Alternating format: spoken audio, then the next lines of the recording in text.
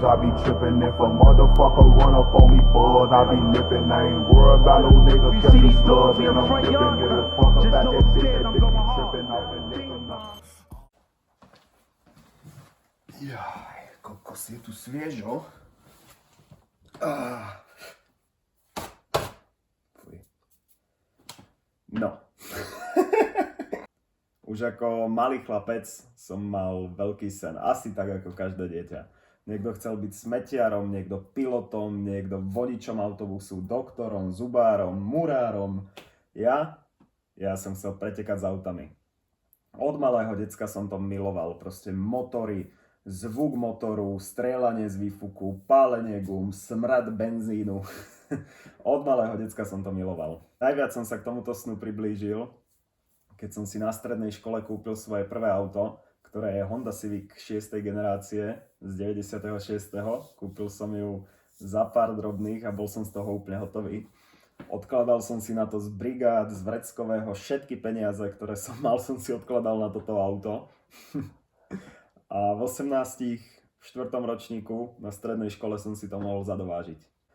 No a keď už som mal auto, tak stačilo už iba stretnúť tých pravých pacientov, ktorí mali rovnaký sen ako ja, zacítiť vôňu benzínu, spálených gum, zrazov, pouličných pretekov a podobných záležitostí. A už sa to so mnou viezlo. Časom však ale prišla tá druhá stránka, tá temná stránka tejto srandy. Prišli prvé zobraté techničáky, prvé pokuty, veľa prúserov a stresu. A tento môj sen sa mi začal vzdialovať. Došli povinnosti, došla práca, došla priateľka, sťahovanie a celkovo taký ten dospelší život. Mňa to strašne mrzelo, ale každý si tým prešiel. Každý jeden človek si tým prešiel. Reálne koľko z ľudí, ktorí mali v detstve nejaký sen, si ten sen držia. Nemôžem predsa postaviť pretekárske auto z auta, s ktorým jazdím do práce. Nebudem môcť s ním ísť na cestu, nemôžem nič. Fajn. Tak sa kúpilo auto na daily. Nemám dostatok času. Bohužiaľ. Tak si ho musíš spraviť. Nemám kde stavať to auto. Nemám garáž predsa. Potrebujem na to garáž. To je ináč realita. Aktuálne teraz sedíme v mojej prvej garáži. A som z toho úplne hotový, pretože to bol od detstva môj sen mať vlastnú garáž. A v ňom odparkované nejaké auto, ktoré stavám. Nemám peniaze na to a čas na to. No, tak s tým niečo urobíme. Aktuálne teraz mám snad najmenej času, koľko som mal za celý svoj život. A tak či tak tu sedím, tak či tak vyprávam do tej kamery. A tak či tak som v garáži s tým autom, z ktorého bude úplná strela. Čau, volám sa Kubo a toto je moja Honda Civic.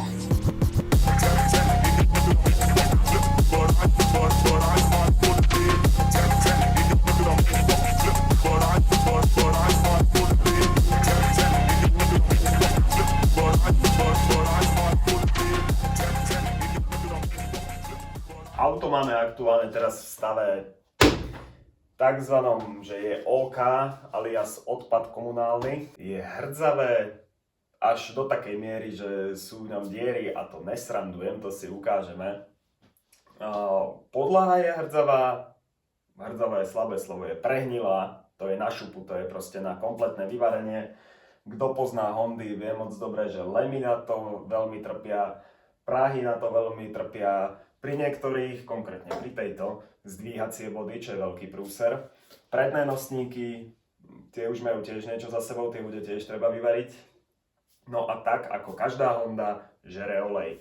Tie Hondy žrali olej skrz to, že piesne krúžky boli veľmi slabé a proste sa odvarili. To je aj prípad tejto konkrétnej mojej. Prvé som si myslel, že je to iba tretí valec, že sa proste prekrúžkuje motor a bude to hotové. Len pre predstavu, ako moc to žere olej, odpalujú sa sviečky. Na treťom valci, spravidla je to proste u mňa tretí valec, lebo ten je na tom najhoršie. Na treťom valci zahádže sadzami sviečku a auto ide na 3 valce a skončil som. Takže tak. Otázkou je, či ostane pôvodný motor, či sa iba prekrúžkuje, alebo sa tam bude swapovať nový, keďže uvidíme, do akej kategórie toto auto bude spadať. Budú sa s ním teda jazdiť vrchy a okruhy. Určite budem začínať na niečom slabšom, ale z tohoto auta bude závodná raketa. Počítam s tým, že čo sa týka pretekov, tak začínať by sa malo na československom autoslalome, ktorý si myslím, že je taká vstupná brána do sveta pretekania a potom... Kto vie? Kto vie? Krok 1. Bude upratať to auto, všetok bordel z toho vytiahnuť, pretože za ten čas, keďže som s tým už malinko začal, vytrhal sa interiér a podobne, naozaj som nemal garáž, nemal som to kam dávať. Ticho! No. Takže je tam strašne veľa bordelu, strašne veľa náhradných dielov a podobných vecí. Takže všetko vytiahnuť von. A čo sa týka interiéru, je de facto vybraný. Jediné, čo ostalo, je palubovka, kus stredového panela. Volant pedále tam musia ostať. Bočné tapacíre, ale čo sa týka zadku, není tam, že nič. A ešte to pôjde dole s váhou. Rozmýšľam, že by som tie plechy vyrezal, ale to až v ďalších dieloch. Takže to sleduj. Takže auto je spratané a ideme sa pozrieť na škody, ktoré spôsobil zub času. No tak poďme na to. Ináč, môže byť AMGčko, môže byť M-kový Bavorák, Rolls-Royce, hocičo. Ale ktoré auto ťa pozdraví? Kúkaj to. Ahoj. Popi. Takže. S týmito nádhernými borbetmi a brzdami od Bremba tu máme prvú dierku. No, tá je fajnová. Tá je fakt dobrá. Takto krásne je to vyhnité. Toto je akurát tak na prst. To je v pohode. Aby to auto nepajdalo iba na jednu stranu, tak tu je druhá ďúrka. Samozrejme, takisto o pár centimetrov ďalej nemôže chýbať.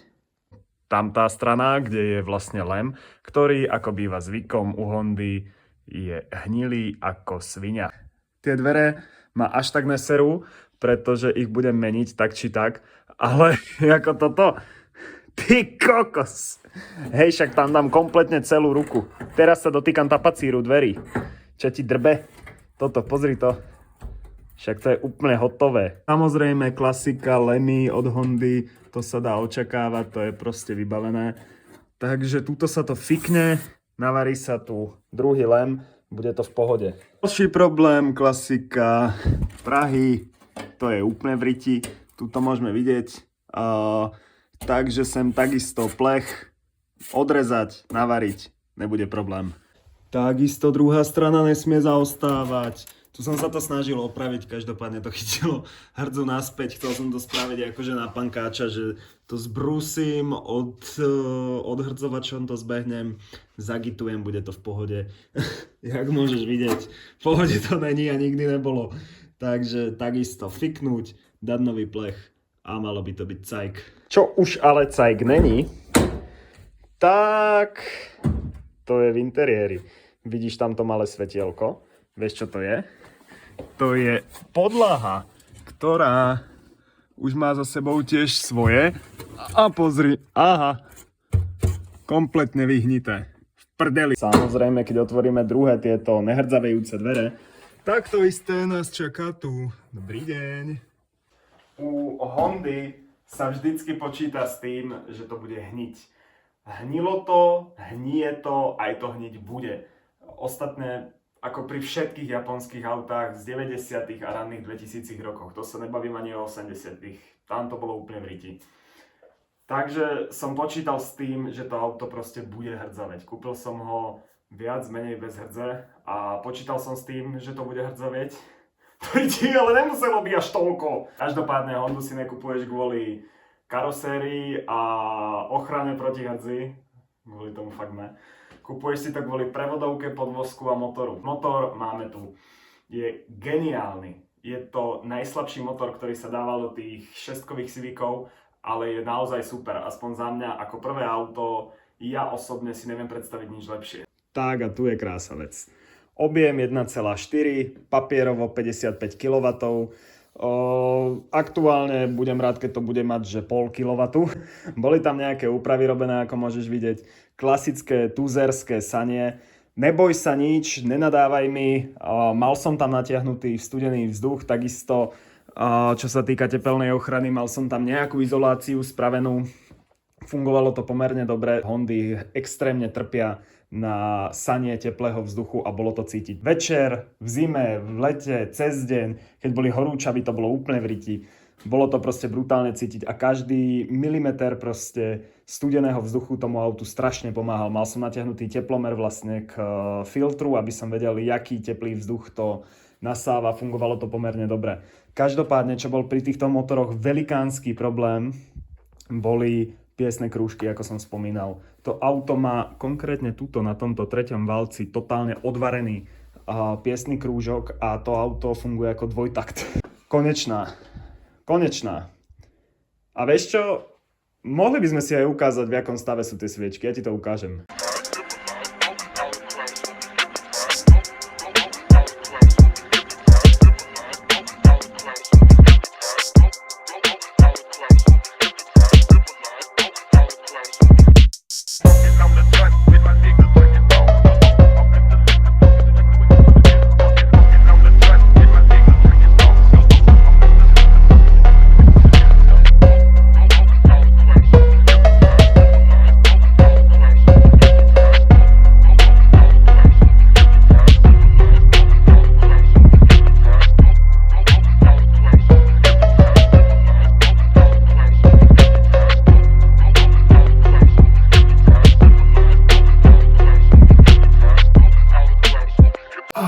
Sú dve možnosti.